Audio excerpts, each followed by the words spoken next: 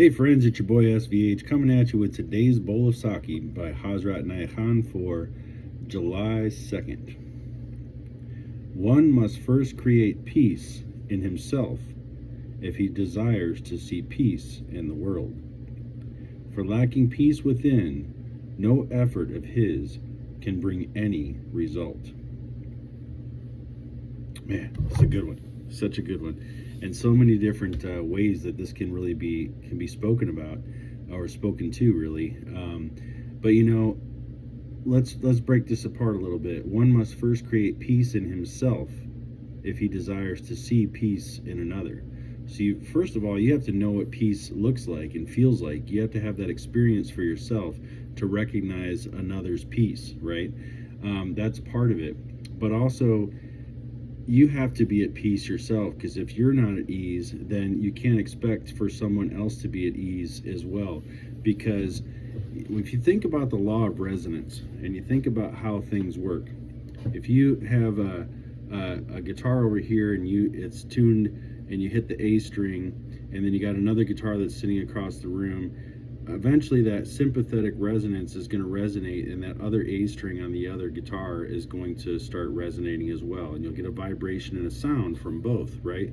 So that's a complementary resonance there, because one is tuning, matching the same frequency of another, and that resonance is shared in a harmonious way. But a lot of times what happens is we're out of tune, right? We're way out of tune. And we don't have that peace within ourselves. So we have the tone is harsh, or it's dissonant, or it doesn't sound quite right. Something's off or out of tune. And then if another is in tune, we're more likely to be pulled in their direction and pulled towards that resonance and that tuning, or we might be repelled from it, one or the other. So with that said, states of being are really no different, right?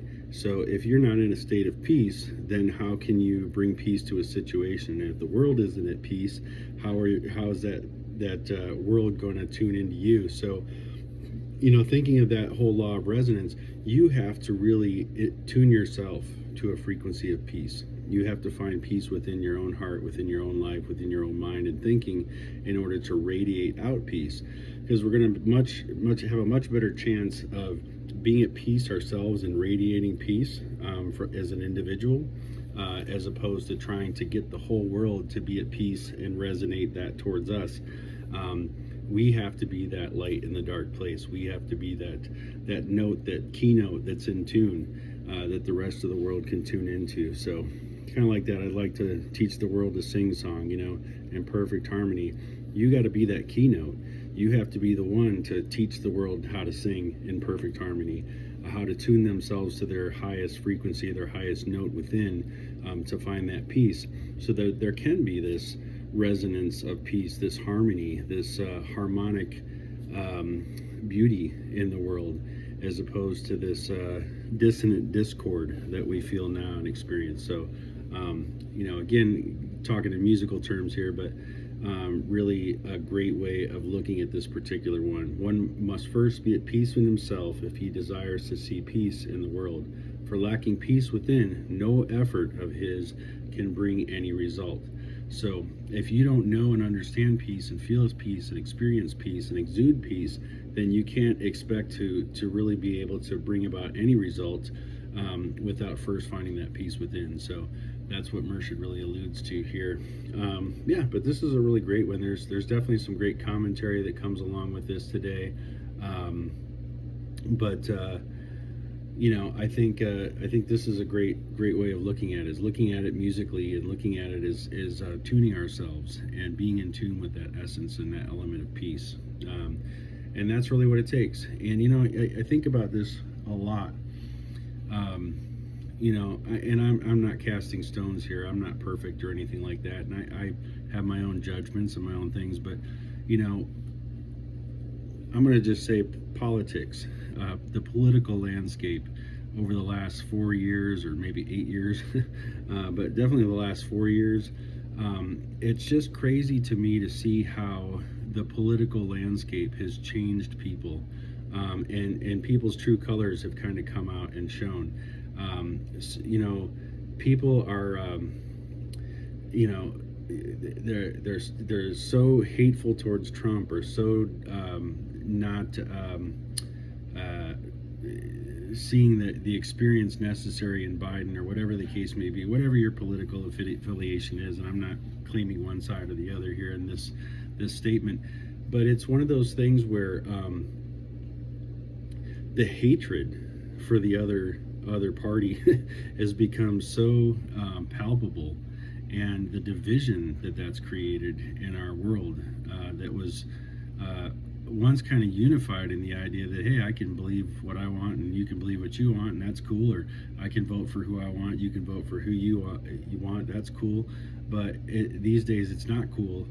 You know, if you take a certain direction or a certain affiliation, you're really looked at for a whole broad scope of other things that people expose. Looking for an word there, expound upon you, or something like that. You know, all these extra things that get kind of perceived about you without knowing if any of those things are really true to your nature or who you are.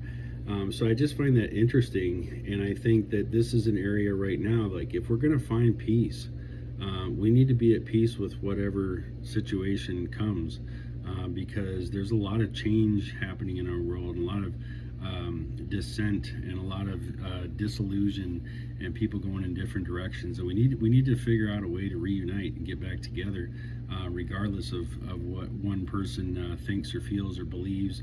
But you know, really, it's been interesting to me to see this lack of peace within, and people that are lashing out because they're, you know, their opposing candidate, or whatever the case may be, might be you know, getting some treatment that they don't like, or is in the media more than they want them to see them. I don't know. There's a lot of things. I don't really follow the whole thing super close on a daily basis, but you know, just seeing how people react, and see how people, you know, literally judge and hate another person just over a political affiliation, or even just, you know, posting something about one person or the other.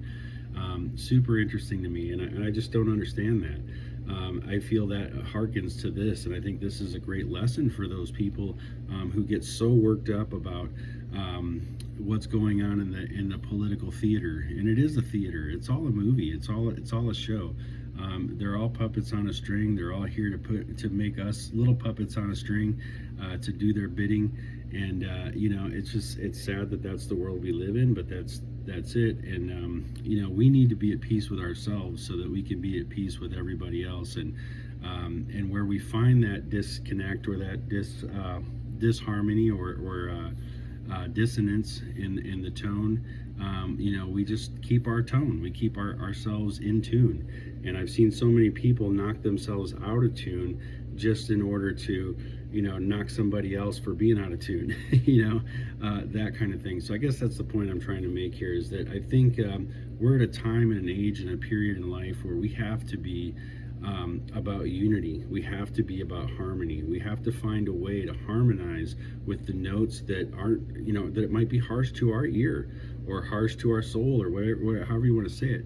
But we need to find ways to harmonize. We need to find ways to connect, and we need to find ways to come together, because we are all notes in this symphony of the universe. And we want the music to be beautiful. We want our life to be beautiful. We want our experience here to be something that, you know, something that is of greatness, because we have been created in the eyes of greatness, right? And we're here to have this experience, and to really experience the fullest of what being a higher vibrational being could really be like on this plane of existence. So I could go on and on and on about this one today. I draw so much from this particular one, because just the way that it's laid out, and really understanding that idea of resonance, which really this speaks to for me. It may speak to you differently, but And as it should, everything's not, cut and dry the way anybody says it. But to me, this really has that musical connotation to it, of being in tune, and the harmonization, and the resonance, and things like that. It really speaks to that. So, at any rate, hope you enjoyed today's bowl of sake. Truly appreciate everybody tuning into these and checking them out every day. I think it's great to be able to share these teachings, and they're just so dear to my heart, and to be able to share them with people, and have them care, and comment, and subscribe and follow and like and things like that. It all means a lot, because again, I just want to do my part to share truth and to light up souls, and hopefully inspire others to do the same. So thank you, my friends. Have a great night, and I'll be back again tomorrow with another bowl of sake.